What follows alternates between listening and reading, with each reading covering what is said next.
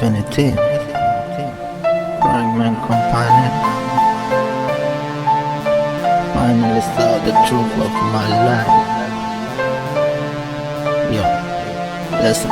دیگه حسنم سر میره، مخ من تعطیله. میگن TLC دور رقم به مخ من چسبیده. نه یه گوشه با همون بلوز رسمی، همه میبینن و میگن فاز گروه سنگینه. پشتم هفت کسی که تو روم خندید، شبا یکی روز و دورم شلوغ‌تر میشه. من داداشی شدم واسه غریبه های دورم، سلیقه ها با استایل مریض خاص خودم. کارا پشت سرم، همه پشت سر من. آهنگا مثل ویدیو بدن خوش شد کرد. همه تو فاز مثل سلبریشن، دستاشون تو دسته مثل پلی استیشن. منم تو فاز خودم و سرم تو کار خودم. طرف حسابم رولم نرفته یاد تو، پس میگی میشینی به پام و واسم میمیری تو. اون موقع مهم بود دراری واسم بیکینی تو. میبینم زندگیم شده نقش بازی کردن تا وقتی بمیرم. آره میرم اونقدر میرم که تلسکوپا حتی منو نبینم.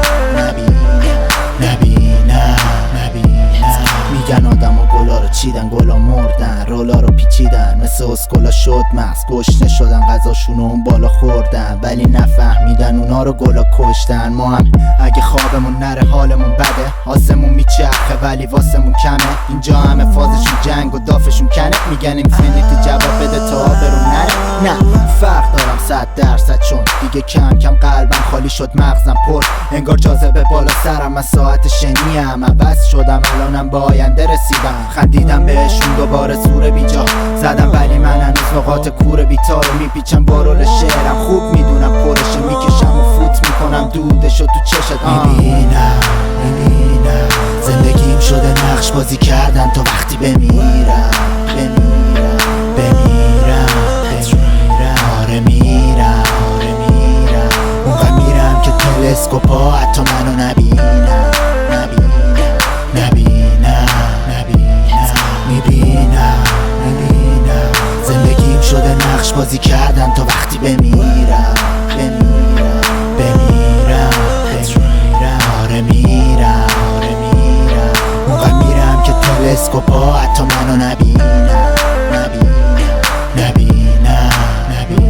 With the zero rise. So when I saw the truth of my life, I cried like a grandmother. And I thought, my God, a genius, the will to do that. Perfect, complete, unique, pure. And then I realized they are stronger than me because they can withstand.